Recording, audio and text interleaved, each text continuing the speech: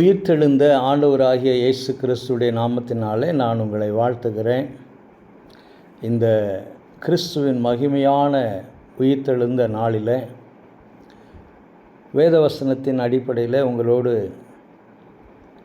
நான் கர்த்தருடைய உயிர்த்தெழுதலை பற்றி பகிர்ந்து கொள்ள விரும்புகிறேன்.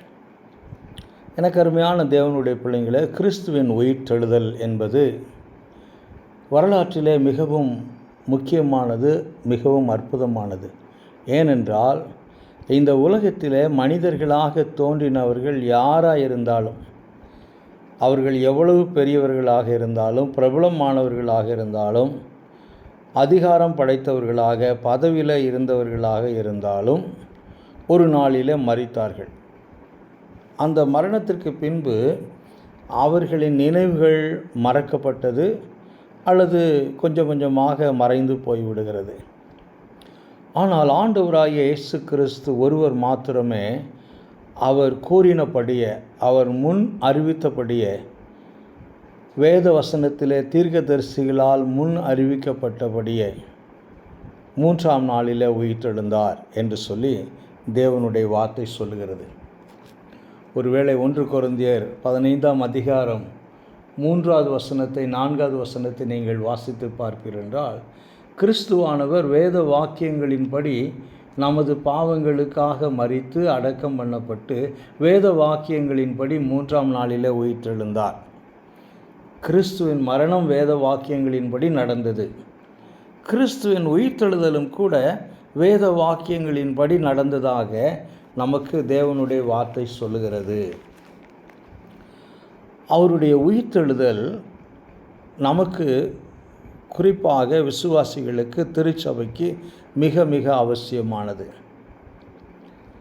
ஏனென்று சொன்னால், உயிர்த்தெழுதல் இல்லை என்றால் கிறிஸ்தவம் உயிரில்லாத ஒரு சரீரமாக காணப்படும். கிறிஸ்தவம் ஒரு மதமாக காணப்படும். கிறிஸ்துவின் உயிர்த்தெழுதல் தான் நம்முடைய விசுவாசத்திற்கு முதுகெலும்பாக காணப்படுகிறது. எனவே அந்த உயிர்த்தெழுதலின் மேன்மையை பற்றி, அந்த உயிர்த்தெழுதலின் அவசியத்தை பற்றி நாம் அறிந்து கொள்ள வேண்டியது மிகவும் முக்கியமானது. இந்த நாளிலே நான் சில வசனங்களை வேதாகமத்தில் இங்கும் அங்குமாய் கடந்து போய் சில வசனங்களை நான் உங்களுக்காக வாசிக்க விரும்புகிறேன். வேத புத்தகம் உங்களுடைய கரத்தில் இருக்கும் என்றால் நீங்கள் எடுத்து வைத்து கொள்ளுங்கள். அப்பொழுது நான் வாசிக்கக்கூடிய வேத வசனங்கள் நீங்களும் கண்டுகொள்வதற்கு அது ஏதுவாக இருக்கும். முதலாவதாக நான் மார்க் எழுதின சுவிசேஷம் 16ஆம் அதிகாரம் 6-7 வசனங்களை இந்த நாளின் செய்திக்கு முதல் வசனமாக வாசிக்க விரும்புகிறேன். இந்த கிறிஸ்துவின் உயிர்த்தெழுதல் 4 சுவிசேஷத்திலும் இருக்கிறது. 4 சுவிசேஷத்தை எழுதினவர்களும் கிறிஸ்துவின் உயிர்த்தெழுதலை பற்றி எழுதியிருக்கிறார்கள். அதாவது மத்தேயும் எழுதியிருக்கிறார், மார்க்கும் எழுதியிருக்கிறார், லூக்காவும் எழுதியிருக்கிறார், யோவானும் எழுதியிருப்பதை நாம் பார்க்கிறோம். ஆனால் நாம் செய்திக்காக மார்க் எழுதின சுவிசேஷத்திலிருந்து, இந்த செய்தியிலிருந்து, இந்த வார்த்தையிலிருந்து நான் இந்த செய்தியை துவங்க விரும்புகிறேன். 6வது வசனம், அவன் அவர்களை நோக்கி, அவன் என்று சொல்வது தேவதூதன், அவர்கள் என்று சொல்வது கல்லறையை பார்க்கும்படியாய் கடந்து போன ஸ்திரீயின் இடத்தில் தேவதூதன் சொல்லுகிற வார்த்தை. இதுதான் உயிர்த்தெழுதலை பற்றிய முதல் வார்த்தை. தேவதூதன் அவர்களை நோக்கி, பயப்படாதிருங்கள், சிலுவையில் அறையப்பட்ட நசரேயனாகிய இயேசுவை தேடுகிறீர்கள். அவர் உயிர்த்தெழுந்தார், அவர் இங்கே இல்லை, இதோ அவரை வைத்த இடம். நீங்கள் அவருடைய சீசரிடத்திற்கும் பேதுருவின் இடத்திற்கு போய் உங்களுக்கு முன்னே கலிலேயாவுக்கு போகிறார், அவர் உங்களுக்கு சொன்னபடியே அங்கே அவரை காண்பீர்கள் என்று அவர்களுக்கு சொல்லுங்கள் என்றான். இது மார்க் எழுதின சுவிசேஷம். ஏன் நான் மார்க் எழுதின சுவிசேஷத்தை தெரிந்து கொண்டிருக்கிறேன் என்பதற்கு 2வது காரணம் என்னவென்று சொன்னால், வேத ஆராய்ச்சியாளர்கள், வல்லுநர்களின் கூற்றுப்படி மார்க் எழுதின சுவிசேஷம்தான் சுவிசேஷ புத்தகங்களிலே முதலாவதாக எழுதப்பட்டது. ஆக இது முதல் செய்தியாக நாம் எடுத்துக்கொள்ள வேண்டும். உயிர்த்தெழுதலை பற்றி முதலாக எழுதப்பட்ட ஒரு வார்த்தையாக நாம் எடுத்துக்கொள்ள வேண்டும். ஆக கிறிஸ்துனுடைய உயிர்த்தெழுதல் நமக்கு அநேக காரியங்களை நமக்கு வெளிப்படுத்துகிறது. ஒருவேளை நாம் ரோமருக்கு எழுதின நிருபம், பவுலடிகளார் ரோமருக்கு எழுதின நிருபம் 1ஆம் அதிகாரத்தை எடுத்து படிப்போம் என்றால், அந்த 1ஆம் அதிகாரத்தில் பவுலடிகளார் கிறிஸ்துவை பற்றி சொல்லுகிற பொழுது இப்படியாக சொல்வதை நான் பார்க்கிறேன். ரோமர் 1ஆம் அதிகாரம் 4-5 வசனங்கள். இயேசு கிறிஸ்துவை குறித்து தேவன் தம்முடைய தீர்க்கதரிசிகள் மூலமாய் பரிசுத்த வேதாகமங்களில் முன்னே தம்முடைய சுவிசேஷத்தை பற்றி வாக்குத்தத்தம் பண்ணினபடி கர்த்தராகிய இயேசு கிறிஸ்துவானவர் மாம்சத்தின்படி தாவீதின் சந்ததியில் பிறந்தவரும் பரிசுத்தமுள்ள ஆவியின்படி தேவனுடைய சுதன் என்றும் மரித்தோரிலிருந்து உயிர்த்தெழுந்ததினாலே, இந்த வார்த்தை மிக முக்கியமான வார்த்தை, கிறிஸ்து மரித்தோரிலிருந்து உயிர்த்தெழுந்ததினாலே பலமாய் ரூபிக்கப்பட்ட தேவகுமாரனாய் இருக்கிறார். ஆக கிறிஸ்துனுடைய உயிர்த்தெழுதலை பற்றி தேவனுடைய வார்த்தை சொல்லுகிற பொழுது, அவர் உயிர்த்தெழுந்ததால் ஆண்டவராய் இயேசு கிறிஸ்து 3ஆம் நாளிலே அவர் சொன்ன பிரகாரமாய் உயிர்த்தெழுந்தபடியினாலே அவர் தேவனுடைய குமாரன் என்பதை நிரூபிக்கப்படுகிறது. ஒன்று. இரண்டாவதாய் பார்க்கிற பொழுது அவர் தீர்க்கதரிசிகளால் முன்னறிவிக்கப்பட்டவர் என்பதையும் நிரூபிக்கிறது. அடுத்து அவர் வேத வாக்கியங்களின்படி முன்குறிக்கப்பட்டவர் என்பதையும் அது நிரூபிக்கிறது. மேலும் கிறிஸ்துவின் உயிர்த்தெழுதல் விசுவாசிகளுக்கு திருச்சபைக்கு ஒரு அஸ்திவாரம் என்பதை நாம் அறிந்து கொள்ள வேண்டும். 1 கொரிந்தியர் 3ஆம் அதிகாரம் 11வது வசனத்தில் பவுலடிகளார் போடப்பட்டிருக்கிற அஸ்திவாரமாகிய கிறிஸ்துவே அல்லாமல் வேறொரு அஸ்திவாரம் போட ஒருவனாலும் கூடாது என்கிறார். அங்கே என்ன சொல்ல வருகிறார் என்று சொன்னால், கிறிஸ்துவின் உயிர்த்தெழுதலை பற்றி சொல்ல வருகிறார். கிறிஸ்துவின் உயிர்த்தெழுதல் தான் திருச்சபைக்கு அஸ்திபாரம், விசுவாசத்திற்கு அஸ்திபாரம். ஆக அந்த வசனத்தின்படி கிறிஸ்துவின் உயிர்த்தெழுதல் திருச்சபைக்கு அஸ்திவாரம் என்பதை நிரூபிக்கிறது. அடுத்து பார்க்கிற பொழுது 1 கொரிந்தியர் 15ஆம் அதிகாரம் 14வது வசனத்தின் பிரகாரமாய் பார்க்கிற பொழுது, கிறிஸ்துவின் உயிர்த்தெழுதல் நம்முடைய விசுவாசத்திற்கு மிகவும் அவசியமானது. 1வது நூற்றாண்டிலேயே கிறிஸ்துவின் உயிர்த்தெழுதலை பற்றி சில சர்ச்சையான உபதேசங்கள் கடந்து வந்து விட்டது. அதாவது பவுல் அப்போஸ்தலன் இருக்கிற பொழுதே, அவர் ஊழியம் செய்து கொண்டிருக்கிற பொழுதே கிறிஸ்துவின் உயிர்த்தெழுதலை பற்றி தவறான உபதேசங்கள் சபைக்குள்ளாக கடந்து வந்து விட்டது. எனவே பவுலடிகளார் எழுதுகிற பொழுது 1 கொரிந்தியர் 15ஆம் அதிகாரத்தில் 14-15 வசனத்தை வாசித்து பார்ப்பீர்கள் என்றால், கிறிஸ்து எழுந்திருக்கவில்லை என்றால், அப்படி என்றால் கிறிஸ்து உயிர்த்தெழவில்லை என்றால் எங்கள் பிரசங்கம் விருதா, உங்கள் விசுவாசம் விருதா, நம்முடைய விசுவாசம் விருதாவாக இருக்கும். 15வது வசனத்தில் மரித்தோர் உயிர்த்தெழாவிட்டால் தேவன் எழுப்பாத கிறிஸ்துவை அவர் எழுப்பினார் என்று நாங்கள் தேவனை குறித்து சாட்சி சொன்னதினாலே தேவனுக்காக பொய் சாட்சி சொல்லுகிறவர்களாக காணப்படுவோமே. மரித்தோர் உயிர்த்தெழாவிட்டால் கிறிஸ்துவும் எழுந்திருக்கவில்லை. ஆக உயிர்த்தெழுதலின் அவசியத்தை பற்றி வேத வசனத்தின் வெளிச்சத்திலே பார்க்கிற பொழுது அது வேத வாக்கியங்களை நமக்கு உறுதிப்படுத்துகிறது, தீர்க்க தரிசனங்களை நமக்கு உறுதிப்படுத்துகிறது, நம்முடைய விசுவாசத்திற்கு அது அவசியமாக இருக்கிறது, அது திருச்சபைக்கு அஸ்திவாரமாக இருக்கிறது என்று சொல்லி நாம் பார்க்கிறோம். எல்லாவற்றிற்கும் மேலாக கிறிஸ்து உயிர்த்தெழவில்லை என்றால் நாமும் உயிர்த்தெழுவோம் என்ற ஒரு நம்பிக்கை நிச்சயம் கிடையாது. நாம் நித்திய ஜீவனைக்குள்ளாக பிரவேசிப்போம், மறுமையில் இருப்போம், மறுவாழ்வு போன்ற அநேக காரியங்கள் இல்லை. ஆக கிறிஸ்துவின் உயிர்த்தெழுதல் என்பது மிக மிக ஒரு அவசியமான காரியமாக வேதவசனம் நமக்கு போதிக்கிறது. சரி, இவ்வளவு மகிமையான மேன்மையான உயிர்த்தெழுதல் நடந்த நாளிலே இந்த உயிர்த்தெழுதலின் சம்பவத்தோடு சம்பந்தப்பட்டவர்கள், இந்த உயிர்த்தெழுந்த நாளில் இந்த சம்பவத்தோடு சம்பந்தப்பட்டவர்கள் அல்லது இந்த சம்பவத்தை முதலில் கண்டவர்கள், மற்றவர்களுக்கு அறிவித்தவர்களின் அனுபவம் எப்படி இருந்தது என்று சொல்லி நான் யோசிக்க ஆரம்பித்தேன். ஏனென்று சொன்னால், ஒவ்வொரு ஈஸ்டருக்கும் வேதவசனத்தின் அடிப்படையில் நாம் செய்திகளை கேட்டுக்கொண்டே இருக்கிறோம். நான் பல ஆண்டுகளாக பேசின செய்தியினுடைய குறிப்பு என்னிடத்தில் இருக்கிறது.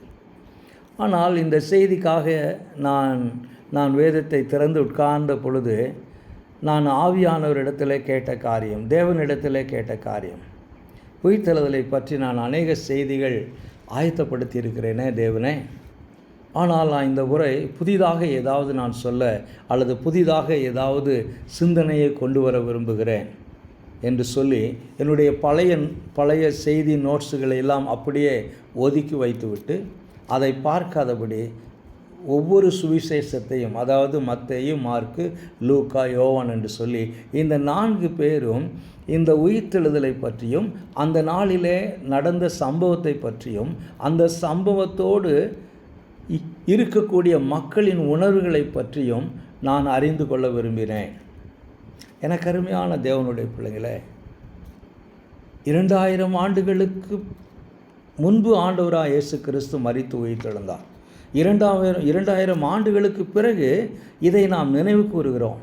இந்த நாள் ஒரு நினைவு கூறக்கூடிய நாள், அவ்வளவுதான். இந்த சம்பவம் 2000 ஆண்டுகளுக்கு முன்பு நடந்தது. ஏதோ இன்றைக்குத்தான் நடந்ததை போல நாம் அதை நினைத்து கொண்டாடுவோம் என்றால் ஒரே நாளிலே மறந்து விடுவோம். ஒரே நாள் உணர்ச்சி வசப்பட்டு ஒரு நாள் கொண்டாடிவிட்டு மறந்து விடுவோம். ஆனால் வேத வசனத்தின் வெளிச்சத்தில், வேத வசனத்தின் அடிப்படையில் சில உண்மைகளை நாம் அறிந்து கொள்வோம் என்றால் அது நம்முடைய விசுவாசத்திற்கு உறுதியாக இருப்பதற்கு உதவியாக இருக்கும். எனவே தான் 4 சுவிசேஷத்தை நான் படிக்க ஆரம்பித்தேன். 4 சுவிசேஷத்திலும் இந்த நாளிலே நடந்த சம்பவத்தை குறித்து நான் அலசி ஆராய்ந்து பார்க்க விரும்பினேன். மத்தேயு 28ஆம் அதிகாரத்திலே பார்க்கிறோம், மார்க்கு 16ஆம் அதிகாரத்திலே பார்க்கிறோம், லூக்கா 24ஆம் அதிகாரத்திலே பார்க்கிறோம், யோவான் 20ஆம் அதிகாரத்தில். இந்த 4 சுவிசேஷத்திலும் நாம் கிறிஸ்துவின் உயிர்த்தெழுதலை பற்றி நாம் பார்க்கிறோம். சரி, முதலில் நான் மார்க் எழுதின சுவிசேஷத்தை வாசித்தேன். அதிலிருந்து சில காரியங்களை நான் சொல்ல விரும்புகிறேன். அதாவது உயிர்த்தெழுந்த நாளில் அந்த உயிர்த்தெழுந்த சம்பவத்தில் ஈடுபட்டவர்கள் அல்லது அந்த உயிர்த்தெழுந்த நிகழ்ச்சியிலே சம்பந்தப்பட்டவர்கள், அந்த செய்தியை முதலாக கேட்டவர்கள் எந்த உணர்வுக்குள்ளாக இருந்தார்கள் என்று சொல்லி பார்க்கிற பொழுது, மார்க்கு 16ஆம் அதிகாரம் 7வது வசனம் 8வது வசனத்தில் அவர்கள் நடுக்கமும் திகிலும் பயமும் அவர்களுக்கு வந்தது என்று சொல்லி நாம் பார்க்கிறோம். அவர்களுக்கு பயமும் நடுக்கமும் திகிலும் வந்தது என்று சொல்லி 8வது வசனத்தில், மார்க்கு 16ஆம் அதிகாரம் 8வது வசனத்தில், நடுக்கமும் திகிலும் அவர்களை பிடித்தபடியால் அவர்கள் சீக்கிரமாய் வெளியே வந்து கல்லறையை விட்டு ஓடினார்கள். அவர்கள் பயந்திருந்தபடினாலே ஒருவருக்கும் ஒன்றும் சொல்லாமற் போனார்கள். ஆக இந்த சம்பவத்தை கண்டவர்கள் அல்லது கேட்டவர்கள் தேவதூதனிடத்திலிருந்து பயப்படாதிருங்கள், கிறிஸ்து உயிர்த்தெழுந்தார் என்ற செய்தியை கேட்டவர்கள் முதலாக அவர்களுக்கு கடந்து வந்த உணர்வு என்னவென்று சொல்லி பார்ப்போம் என்றால், பயமும் நடுக்கமும் திகிலும் என்று சொல்லி நாம் பார்க்கிறோம். கிறிஸ்துவின் உயிர்த்தெழுதல் நற்செய்தி அல்லவா? அவர் உயிர்த்தெழுந்தார் என்பது நல்ல செய்தி அல்லவா? பின்பு ஏன் இவர்களுக்கு பயம் வந்தது? பின்பு ஏன் இவர்களுக்கு நடுக்கம் வந்தது, திகில் வந்தது என்று சொல்லி நாம் யோசிக்க வேண்டும். சரி, மத்தேயு 28ஆம் அதிகாரம் 8வது வசனத்தில் நீங்கள் வாசிக்கிற பொழுது அங்கேயும் மத்தேயு சொல்லுகிறார் அவர்களுக்கு பயம் வந்தது. ஆனால் மத்தேயு எழுதுகிற பொழுது அவர் சொல்லுகிறார் அவர்களுக்கு பயத்தோடு கூட மகா சந்தோஷமும் வந்தது என்று சொல்லி. மத்தேயு எழுதுகிற பொழுது அப்படியாக எழுதுகிறார். சரி, லூக்கா 24ஆம் அதிகாரம் 4வது வசனத்தை வாசிக்கிற பொழுது அவர்களுக்கு கலக்கம் வந்தது என்று சொல்லி நாம் பார்க்கிறோம்.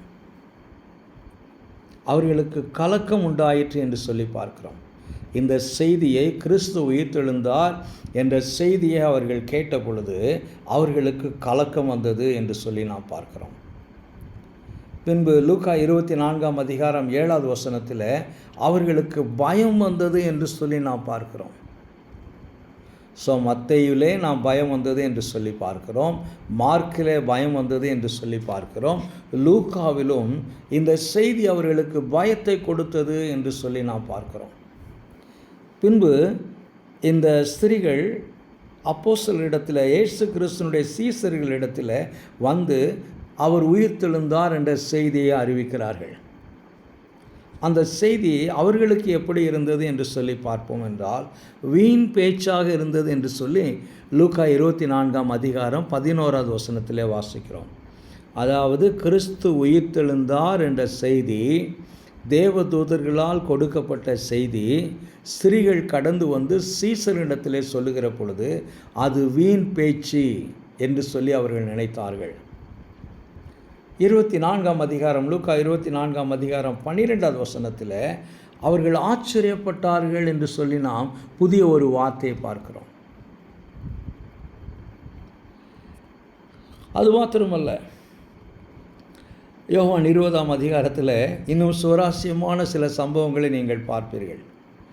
அதாவது யோவான் 20 அதிகாரம் 9வது வசனத்தை நாம் வாசிக்கிற பொழுது இதே சம்பவம் அங்கே யோவான் எழுதுகிறார். ஆனால் மத்தேயு, மார்க்கு, லூக்கா இந்த மூவரும் சொல்லாத ஒரு செய்தியை யோவான் எழுதுவதை நான் பார்க்கிறேன். என்னவென்று சொல்லி பார்க்கிற பொழுது நாம் அந்த வசனத்தை வாசிப்போம். யோவான் எழுதின சுவிசேஷம் 20 அதிகாரம் 9வது வசனம். வேத வசனத்தை எடுத்துக்கொள்ளுங்கள். அவர் மரித்தோரிலிருந்து எழுந்திருக்க வேண்டும் என்கிற வேத வாக்கியத்தை அவர்கள் இன்னும் அறியாதிருந்தார்கள். என்ன ஆச்சரியமான ஒரு காரியம்! கிறிஸ்து மரித்தோரிலிருந்து எழுந்திருக்க வேண்டும் என்று சொல்லி அவர் சிலுவைக்கு கடந்து போவதற்கு முன்பதாகவே போதித்தார். சீசர்கள் எல்லாருக்கும் போதித்தார். எல்லாரும் அதை கேட்டார்கள். ஆனால் கிறிஸ்து உயிர்த்தெழுந்தார் என்ற செய்தி அவர்களுக்கு வீண் பேச்சாக இருந்தது, ஆச்சரியமாக இருந்தது. அது மாத்திரமல்ல, வேத வாக்கியத்தை அவர்கள் இன்னும் அறியாதிருந்தார்கள் என்று சொல்லி நாம் பார்க்கிறோம்.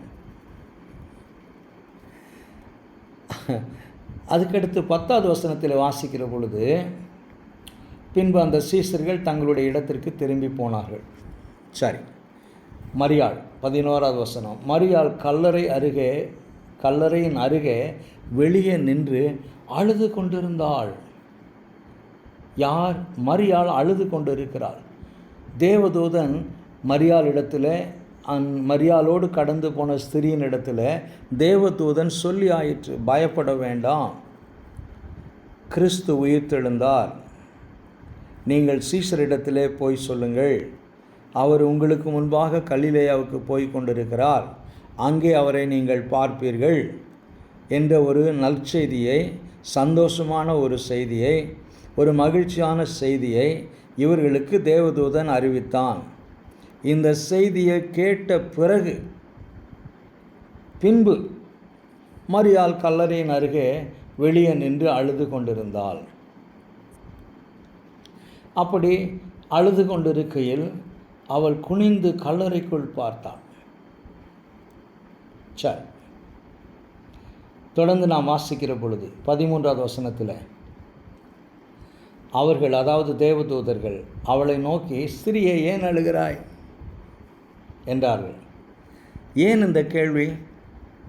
இந்த தேவதூதர்கள் தான் கிறிஸ்து உயிர்த்தெழுந்து விட்டார், அவரை வைத்த இடத்தை வந்து பாருங்கள், உயிரோடு இருக்கிறவரை மரித்தோரிடத்தில் ஏன் தேடுகிறீர்கள், அவர் உயிர்த்தெழுந்து விட்டார் என்ற செய்தியை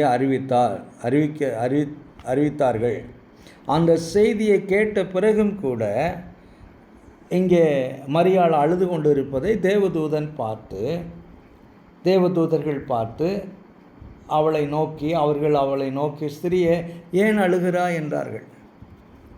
அதற்கு அவள், என் ஆண்டவரை எடுத்து கொண்டு போய்விட்டார்கள். அவருடைய வார்த்தையை பாருங்கள். இவர்கள் கல்லறைக்கு வந்தார்கள், அதிகாலையில் வந்தார்கள். அவர்கள் வந்ததனுடைய நோக்கம் வேறு, அவர்கள் பார்க்க விரும்பின காரியம் வேறு, அவர்கள் செய்ய விரும்பின காரியம் வேறு. எல்லாமே அவர்கள் யூதருடைய பாரம்பரியத்தின் பிரகாரமாய் அவர்கள் காரியங்களை செய்ய கடந்து வந்தார்கள். எனவே மரியாள் சொல்லுகிற பொழுது, அவரை வைத்த இடம் எங்களுக்கு தெரியவில்லை, அவரை எடுத்து கொண்டு போய்விட்டார்கள். அப்படி என்றால் அவருடைய சரீரத்தை யாரோ எடுத்து கொண்டு போய்விட்டார்கள், வேறே எங்கேயோ வைத்து விட்டார்கள், புதைத்து விட்டார்கள், அந்த இடம் எங்களுக்கு தெரியவில்லை என்றார். இவைகளை சொல்லி பின்னாக திரும்பி இயேசு நிற்கிறதை கண்டார். 14வது வசனம். மரியாள் இயேசு நிற்கிறதை கண்டால், ஆனாலும் அவரை இயேசு என்று அறியாதிருந்தாள். சரி, உயிர்த்தெழுந்த ஆண்டவராக இயேசு கிறிஸ்து அவளை பார்த்து, ஸ்திரியே ஏன் அழுகிறாய், யாரை தேடுகிறாய், ஏன் அழுகிறாய், யாரை தேடுகிறாய்? யோசித்து பாருங்கள். அழுது கொண்டு இருக்கிறாள், தேடிக்கொண்டிருக்கிறாள், கிறிஸ்துவின் சரீரத்தை தேடிக்கொண்டிருக்கிறாள். ஆண்டவராக இயேசு கிறிஸ்து உயிர்த்தெழுந்த ஆண்டவர் அருகில் இருக்கிறார். ஆனால் மரியாளுடைய கண்கள் அவரை அடையாளம் காண முடியவில்லை. அவருடைய கண்கள் துக்கத்தினால் இருக்கிறது. அவருடைய கண்கள் பாரம்பரியத்தினால் கட்டப்பட்டு இருக்கிறது. அவருடைய கண்கள் அவிசுவாசத்தினாலே நிறைந்திருக்கிறது என்று கூட நான் சொல்ல விரும்புகிறேன். விசுவாசம் இல்லை. விசுவாசம் இல்லாதபடினால்தான் உயிர்த்தெழுந்த ஆண்டவர் முன்னாடி நின்று கொண்டிருக்கிறார். அவரை பார்க்கக்கூடாதபடி இவளுடைய கண்கள் மறைக்கப்பட்டு இருக்கிறது. பாருங்கள், இயேசு அவளை பார்த்து, ஸ்திரியே ஏன் அழுகிறாய், யாரை தேடுகிறாய் என்றார். அவள் அவரை தோட்டக்காரர் என்று எண்ணி, இது அவிசுவாசத்தின் உச்சக்கட்டம். 3.5 ஆண்டுகள் மரியாள் கிறிஸ்துவை நன்கு அறிந்தவளாக இருக்கிறார். கிறிஸ்துவனுடைய அதிசயங்களை, அற்புதங்களை பார்த்தவளாக இருக்கிறார். கிறிஸ்துவனுடைய உபதேசங்களை இவள் கேட்டிருப்பதற்கான வாய்ப்பு உண்டு. கிறிஸ்து இவர்களுடைய வீட்டிற்குள்ளாக கடந்து போய் அநேக நேரங்களிலே தங்கியிருக்கிறார். இவர்களும் கிறிஸ்துவுக்கு ஆகாரமெல்லாம் கொடுத்திருக்கிறார்கள். இவ்வளவு நெருக்கமான ஒரு ஐக்கியம் மரியாளுக்கும் மரியாளுடைய குடும்பத்திற்கும் கிறிஸ்துவுக்கும் இருந்தது. அவர் மரித்து 3 நாட்கள் தான் ஆகிறது. 3ஆம் நாளில் உயிர்த்தெழுந்தார். கிறிஸ்து உயிர்த்தெழுந்து 3 நாட்களில் ஒருவரை எப்படி நாம் அடையாளம் கண்டு கொள்ளாமல் போக முடியும்? சமீபத்தில் ஏறக்குறைய 40 ஆண்டுகள் கழித்து என்னுடைய நான் பிறந்து வளர்ந்த ஊருக்கு போனேன். என்னுடைய தாய் தகப்பனார் வாழ்ந்த வீட்டை பார்க்கும்படியாக போனேன். நானும் என்னுடைய தம்பியும் அதை சரி செய்வதற்காக போயிருந்தோம். அங்கே பார்த்த அநேகர் என்னை அடையாளம் கண்டு கொண்டார்கள். 40 ஆண்டுகள் கழித்து போகிறேன். என்னுடைய பெயரை மறந்து போயிருந்தாலும் கூட என்னுடைய அம்மாவனுடைய பெயரை சொல்லி, என்னுடைய அப்பாவனுடைய பெயரை சொல்லி, இவருடைய குமாரன் அல்லவா என்று சொல்லி கேட்டார்கள். நானும் ஒரு சிலரை என்னால் அடையாளம் பார்க்க முடிந்தது. அவருடைய பேர் எனக்கு ஞாபகம் இல்லை, ஆனால் அவர்களை அடையாளம் வைத்திருந்தேன். எத்தனை ஆண்டுகள் கழித்து? 40 ஆண்டுகள் கழித்து. ஒரு சராசரி மனிதர்களாகிய நாம் எவ்வளவு ஞாபக சக்தி உடையவர்களாக இருக்கிறோம். எத்தனை ஆண்டுகள் கழித்து நாம் பார்த்தாலும் கூட நம்முடைய உறவினர்களை நாம் அடையாளம் கண்டுகொள்கிறோம். அப்படி இருக்க இந்த மரியாள் 3 நாட்களுக்குள்ளாக கிறிஸ்துவை அடையாளம் கண்டுகொள்ள முடியவில்லை. அது மாத்திரமல்லாமல் கிறிஸ்துவை தோட்டக்காரர் என்று எண்ணினாள் என்று வேதவசனம் சொல்லுகிறது. அவரை தோட்டக்காரன் என்று எண்ணி கிறிஸ்துவனிடத்தில், ஐயா, நீர் அவரை எடுத்து கொண்டு போனதுண்டானால் அவரை வைத்த இடத்தை எனக்கு சொல்லும், நான் போய் அவரை எடுத்துக்கொள்வேன் என்றாள். என்ன நடக்கிறது என்று சொல்லி பாருங்கள். யோசித்து பாருங்கள். இதை கற்பனை செய்து பாருங்கள். 3 நாட்களுக்குள்ளாக மரியாள் கிறிஸ்துவை அடையாளம் கண்டுகொள்ள முடியாமல் போயிற்று. உயிர்த்தெழுந்த கிறிஸ்து, மகிமையின் தேவனாகிய கிறிஸ்து, வேத வாக்கியங்களை நிறைவேற்றக்கூடிய வகையில் உயிர்த்தெழுந்த கிறிஸ்து அங்கே நின்று கொண்டிருக்கிறார். மகிமையின் தேவன் நின்று கொண்டிருக்கிறார்.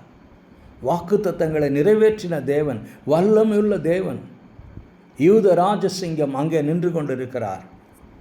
ஆனால் மரியாளுடைய கண்கள் மறைக்கப்பட்டிருந்தது.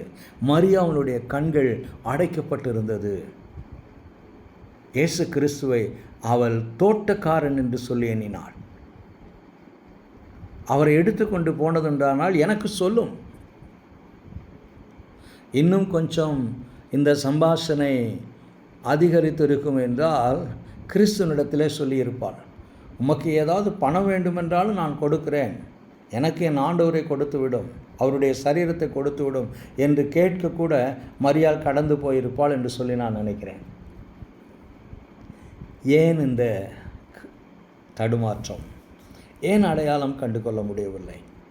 இது என்னை அதிகமாய் சிந்திக்க வைத்தது. சீசர்கள் இது வீண் பேச்சு என்கிறார்கள். அவர்கள் உயிர்த்தெழுதலை நம்பவில்லை, மரியாள் நம்பவில்லை. இவர்களை குறித்து நான் யோசித்து பார்த்தேன்.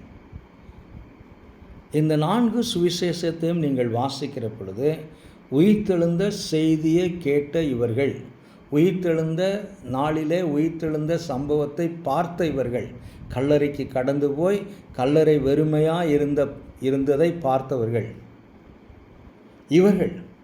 இவர்களுடைய அனுபவம் பயம், நடுக்கம், அவிசுவாசம், திகில், அழுகை, அடையாளம் கண்டுகொள்ள முடியாத தன்மை, வீண் பேச்சு, ஆச்சரியம். எனக்கு அருமையான தேவனுடைய பிள்ளைங்களை, 2000 வருஷம் கழித்து நாம் கிறிஸ்துவின் உயிர்த்தெழுதலை பற்றி சிந்தித்து கொண்டிருக்கிறோம். உயிர்த்தெழுந்த நாளிலே கூட இருந்தவர்களுக்கு இந்த அனுபவம் என்றால், இன்றைக்கு திருச்சபையின் மக்களாகிய நமக்கு எவ்வளவு தடுமாற்றம் கடந்து வரும்.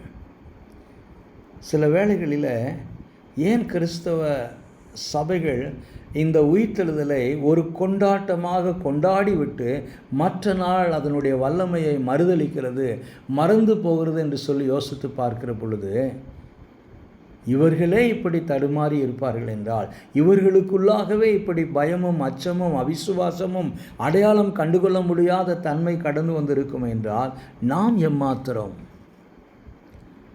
இது ஏன் இவர்களுக்குள்ளாக கடந்து வந்தது? இவர்கள் யார்? கிறிஸ்துவோடு இருந்தவர்கள், கிறிஸ்துவோடு பழகினவர்கள், கிறிஸ்துவின் உபதேசத்தை கேட்டவர்கள், கிறிஸ்து செய்த அடையாளங்களை அற்புதங்களை கண்டவர்கள், அதை பார்த்தவர்கள், அதிலே ருசித்தவர்களும் கூட. 5 அப்பம் 2 மீனை வைத்து 5000 பேருக்கு தேவன் போஷித்த பொழுது அதில் இவர்களும் புசித்திருப்பார்கள். இவர்களா இந்த நிலைக்குள்ளாக கடந்து போனார்கள் என்று சொல்லி யோசிக்கிற பொழுது இதற்கான காரணம் என்ன என்று சொல்லி நாம் யோசிக்க வேண்டும். இதற்கான காரணம் என்ன? முதலாவது காரணம் பாரம்பரியம். ஆம், இவர்கள் கல்லறைக்கு வந்த ஸ்திரீகள் எதற்காக வந்தார்கள் என்று சொல்லி பார்க்கிற பொழுது, கிறிஸ்துனுடைய சரீரத்திற்கு யூதர்களின் பாரம்பரியத்தின் பிரகாரமாக, யூதர்களின் பழக்கத்தின் பிரகாரமாக, பாரம்பரியத்தின் பிரகாரமாக அவருடைய சரீரத்திற்கு வாசனை திரவியங்களை, கந்த வர்க்கங்களை தூவும்படியாக, அதை கொண்டு அந்த சரீரத்தை பராமரிக்கும்படியாக ஆயத்தமாய் அவர்கள் கடந்து வந்தார்கள் என்றுதான் நாம் சுவிசேஷத்திலே வாசிக்கிறோம். குறிப்பாக நாம் மார்க் எழுதின சுவிசேஷத்தை வாசித்து பார்ப்போம் என்றால், மார்க் இப்படியாக எழுதுகிறார். மார்க் 16ஆம் அதிகாரம் 1வது வசனம், அதாவது ஓய்வு நாளான பின்பு மகதலேனா மரியாளும் யாக்கோபின் தாயாகிய மரியாளும் சலோமே என்பவளும் அவருக்கு சுகந்த வர்க்கம் இடும்படி அவைகளை வாங்கி கொண்டு அதிகாலையிலே வந்தார்கள். ஆக உயிர்த்தெழுந்த கிறிஸ்து உயிர்த்தெழுவார், உயிர்த்தெழுந்த கிறிஸ்துவை நாங்கள் சந்திக்க போகிறோம் என்ற உணர்வோடு, என்ற எதிர்பார்ப்போடு அவர்கள் கல்லறைக்கு வரவில்லை. மாறாக கிறிஸ்துவின் சரீரத்தை பார்க்க வந்தார்கள். லூக்கா எழுதுகிற பொழுது, மத்தேயு எழுதுகிற பொழுது அவர்கள் அதிகாலையில் கல்லறைக்கு வந்தார்கள் என்று தான் எழுதுகிறார்கள். எனக்கு அருமையான தேவனுடைய பிள்ளைங்களே, இந்த ஸ்திரீகள் கிறிஸ்துவோடு இருந்தவர்கள். இவர்களுக்கு ஏன் இந்த தடுமாற்றம் என்று சொல்லி பார்க்கிற பொழுது, முதலாவதாக பாரம்பரியம். என்ன பாரம்பரியம்? யூதர்களின் பாரம்பரியம். மரித்த சரீரத்திற்கு இந்த விதமான காரியங்கள் செய்ய வேண்டும். அதற்காக அவர்கள் வந்தார்கள். அதற்காக ஆயத்தத்தோடு வந்தார்கள். கிறிஸ்து உயிர்த்தெழுவார் என்ற நம்பிக்கை அவர்களுக்கு இருந்தால் இந்த கந்த வர்க்கங்களை வாங்கி கொண்டு வந்திருக்க மாட்டார்கள். உயிர்த்தெழுந்த கிறிஸ்துவை சந்தோஷத்தோடு சந்திப்பதற்கு அவர்கள் வந்திருக்க வேண்டும். ஆனால் அவர்கள் அந்த எதிர்பார்ப்பு இல்லாமல் வந்தபடியினால்தான் இந்த பயம், இந்த கலக்கம், இந்த திகில், இந்த அச்சம், இந்த அழுகை, இந்த அடையாளம் கண்டு கொள்ள முடியாது போன தன்மை. எனக்கருமையான தேவனுடைய பிள்ளைகளை, எங்கே எல்லாம் பாரம்பரியம் என்ற சுழலுக்குள்ளாக, சூழ்ச்சிக்குள்ளாக விசுவாசிகள் சிக்கி கொண்டிருக்கிறார்களோ அப்பொழுது உயிர்த்தெழுந்த தேவனுடைய மகிமையை, வல்லமையை அவர்களால் பார்க்க முடியாது. ஒரு நாள் இதை ஒரு விசேஷமாக கொண்டாடிவிட்டு அவர்கள் மறந்து போவார்கள். அவர்களுடைய வாழ்க்கையில் உயிர்த்தெழுந்த கிறிஸ்துவனுடைய வல்லமையை, மகிமையை, மேன்மையை உணர முடியாது. அதன் செயல்பாட்டை அவர்களால் பார்க்க முடியாது. இவர்கள் யூதர்கள் என்ற பாரம்பரியம், மேசியா எப்படி மரிக்க முடியும்? கிறிஸ்து மரித்தபடியினாலே அவர் மேசியா இல்லை என்ற அந்த பாரம்பரிய முறை இவர்களுக்குள்ளாக இருந்தது. எனவேதான் அவர்கள் கல்லறையை காண வந்தார்கள் என்று சொல்லி லூக்கா எழுதுகிறார். கிறிஸ்துவின் சரீரத்திற்கு கந்த வர்க்கம் விடும்படியாக வந்தார்கள் என்று சொல்லுகிறார். முதலாவதாக பாரம்பரியம். இரண்டாவதாக இந்த பாரம்பரியத்தின் கண்ணோட்டத்தில் வேதவசனத்தை விளக்கம் கண்டுகொள்ள முயற்சித்தார்கள். எனவே தான் யோவான் 20:9 வாசிக்கிறோம், கிறிஸ்து உயிர்த்தெழுவார் என்ற வேத வாக்கியத்தை அவர்கள் இன்னும் அறியாதிருந்தார்கள். எங்கேயெல்லாம் பாரம்பரியத்தின் கண்ணோட்டத்தில் நாம் வேத வசனத்தை வியாக்கியானம் பண்ண முயற்சி செய்கிறோமோ அங்கேயெல்லாம் கிறிஸ்துவை நாம் அடையாளம் கண்டுகொள்ள முடியாத ஒரு தன்மை வருகிறது. மூன்றாவதாய் பார்க்கிற பொழுது இவர்கள் ஆண்டவராய் இயேசு கிறிஸ்துவை அதிகமாய் நேசித்தார்கள். அவருக்கு சேவை செய்தார்கள். அவருக்கு ஆகாரம் கொடுத்தார்கள். அவருடைய தேவைகளை எல்லாம் சந்தித்தார்கள். ஆனால் வேத வசனத்தின் வெளிச்சத்தில் உண்மையை அறியாதவர்களாக இருந்தார்கள். ஆக மூன்றாவதாக உணர்வுகளால் கட்டுப்படுத்தப்பட்டவர்கள், உண்மையின் அடிப்படையில் அல்ல என்று சொல்லி 3 உண்மைகளை நான் பார்க்கிறேன். இந்த உயிர்த்தெழுந்த நாளிலே உயிர்த்தெழுந்த சம்பவத்தை கண்டவர்கள், உயிர்த்தெழுந்த செய்தியை கேட்டவர்கள் பயம், நடுக்கம், திகில், அழுகை, துக்கம், அவிசுவாசம், அடையாளம் கண்டுகொள்ள முடியாத ஒரு நிலையில் இருந்தார்கள். இது என்னுடைய சொந்த பேச்சல்ல, வேத வசனத்தின் அடிப்படையில் நான் பேசுகிறேன். மத்தேயு, மார்க்கு, லூக்கா, யோவான் இந்த 4 சுவிசேஷத்தை எடுத்து வாசித்து பாருங்கள். இந்த 4லும் நான் சொல்லக்கூடிய உண்மையை நீங்கள் பார்ப்பீர்கள். என்ன காரணம்? பாரம்பரியம் ஒன்று. இரண்டாவதாக வேத வசனத்தின் வெளிச்சம் அவர்களுக்கு இல்லை. மூன்றாவதாய் உணர்வுகளால் கட்டுப்படுத்தப்பட்ட மக்கள், உண்மையின் அடிப்படையில் அல்ல. எனக்கு அருமையான தேவனுடைய பிள்ளைங்களே, இன்றைக்கும் அநேக மக்கள் பாரம்பரியத்தின் கட்டுப்பாட்டிற்குள்ளாக இருக்கிறார்கள். என்ன பாரம்பரியம்? ஈஸ்டர் என்றால் அதிகாலையில் தான் ஆராதனை நடத்த வேண்டும். அதிகாலை ஆராதனை. ஏனென்று சொன்னால் இவர்கள் அதிகாலையிலே கல்லறைக்கு போனார்கள். நான் சிறு பிள்ளையாக இருந்த நாட்களில் நானும் ஒரு பாரம்பரிய கிறிஸ்தவ பின்னணியிலிருந்து வந்தவன். நான் 10 வயது இருக்கிற பொழுது அந்த நாளிலிருந்து எனக்கு இன்றைக்கு வரைக்கும் ஞாபகம் இருக்கிறது. இந்த ஈஸ்டர் நாளில் என்னுடைய தாயார் எங்கள் எல்லாரையும் அதிகாலையில் எழுப்புவார்கள். இன்றைக்கு இருக்கக்கூடிய நவீன வசதிகள் அன்றைக்கு எதுவும் கிடையாது. விறகு அடுப்பில் மண் பானையில் சுடுதண்ணி வைத்து எல்லாரையும் குளிக்க வைத்து, இன்றைக்கு இருப்பதை போல் பாத்ரூமு, மற்றபடி குளியலறை, கிச்சன் இந்த மாதிரி எந்த அமைப்பும் கிடையாது. ஒரு மூலையில் நின்று குளிக்க வேண்டும். எல்லாரையும் குளிக்க வைத்து அதிகாலையில் ஆராதனைக்கு கூட்டிக் கொண்டு போவார்கள். அந்த ஆராதனை நடக்கிற பொழுது நான் பார்ப்பேன், இந்த அதிகாலையில் நேரத்தில் ஆராதனைக்கு வர வேண்டும் என்ற ஒரே ஒரு ஆர்வத்தோடு வந்த அனைவரும் ஆராதனை நடந்து கொண்டு இருக்கிற பொழுது பெரும்பாலானோர் தூங்கி கொண்டு இருப்பார்கள். காரணம், சபைக்குள்ளாக இருக்க வேண்டும். அதிகாலையில் ஆராதனை நடத்த வேண்டும். அந்த ஆராதனை அதிகாலையில் நடத்தினால்தான் அதுக்கும் அதன் வல்லமை இருக்கிறது என்று சொல்லி எண்ணினார்கள். ஈஸ்டர் என்றால் அதிகாலையில் தான் ஆராதனை நடத்த வேண்டும்.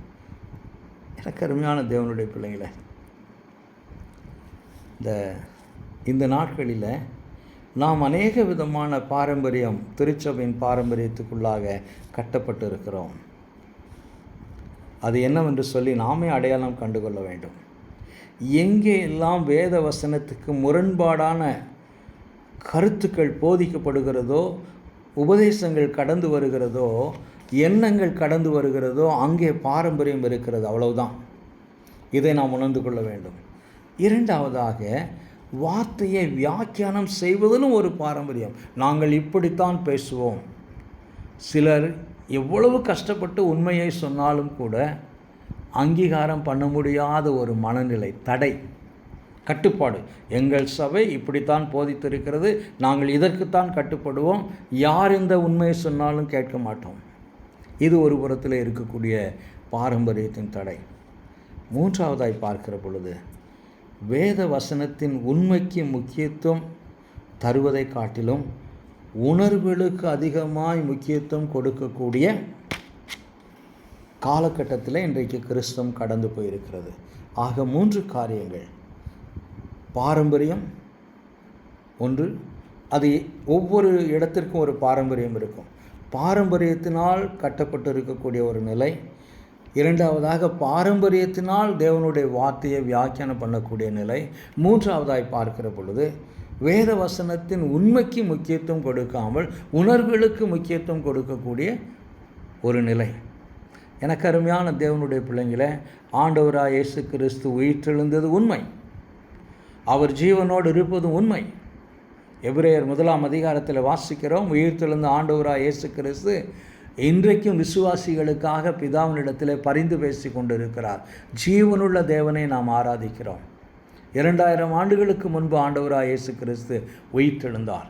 அந்த உயிர்த்தெழுந்த தேவனுடைய வல்லமை, மகத்துவம், மேன்மை, பராமரிப்பு, பாதுகாப்பு உங்களுடைய வாழ்க்கையில் கடந்து வர வேண்டும் என்றால், நீங்கள் எந்த விதமான பாரம்பரியத்திலே கட்டப்பட்டு இருக்கிறீர்கள் என்பதை அடையாளம் கண்டுகொண்டு வேத வசனத்தின் வெளிச்சத்தில் இயேசு கிறிஸ்து உயிர்த்தெழுந்ததின் உண்மையை உணர்ந்து விசுவாசிப்பீர்கள் என்றால், இந்த உயிர்த்தெழுந்த நாள் உங்களுக்கு அற்புதமான ஒரு நாளாக, ஆசீர்வாதத்தை கொடுக்கக்கூடிய ஒரு நாளாக கடந்து வரும். கர்த்தர் இந்த வார்த்தை கொண்டு, வசனத்தை கொண்டு நம்மோடு பேசுவாராக. ஆமென்.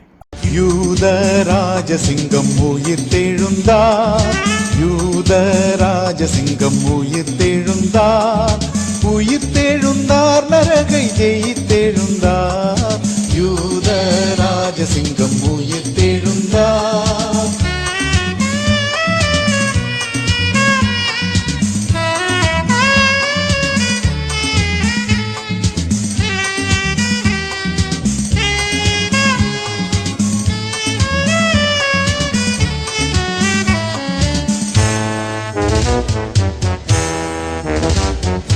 வேதாள கணங்கள் ஓடிடவே, ஓடிடவே, உருகி வாடிடவே, யூதராஜசிங்கம் உயிர்த்தெழுந்தார்.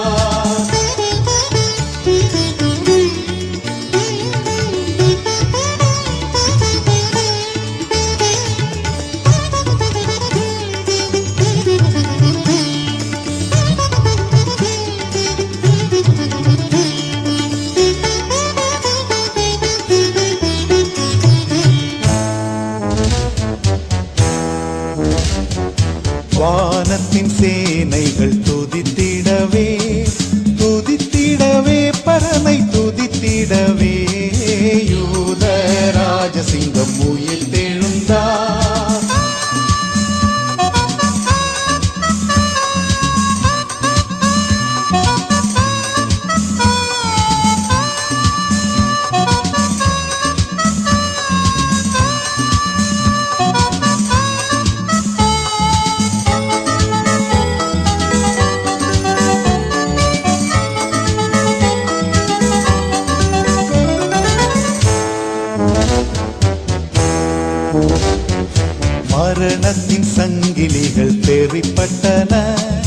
தெரிப்பட்டன நொடியில் முறிப்பட்டன. யூத ராஜசிங்கம் உயிர் தெழுந்தார்.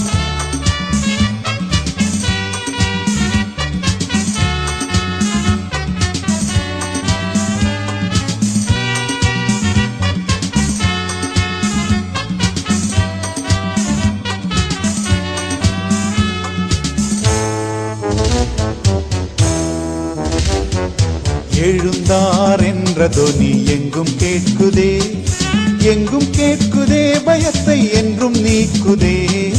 யூத ராஜசிங்கம் உயிர் தெழுந்தார்.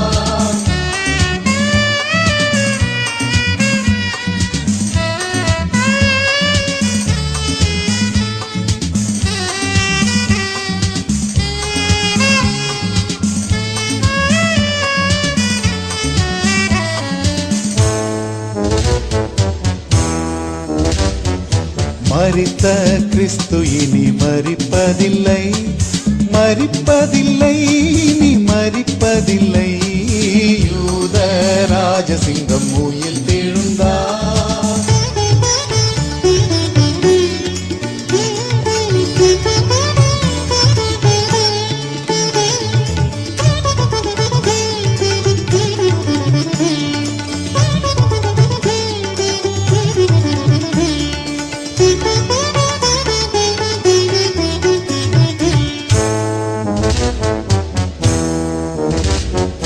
கிறிஸ்தோரே நாம் அவர் பாதம் பணிவோம், பாதம் பணிவோம், பதத்தை சிரமணிவோம்.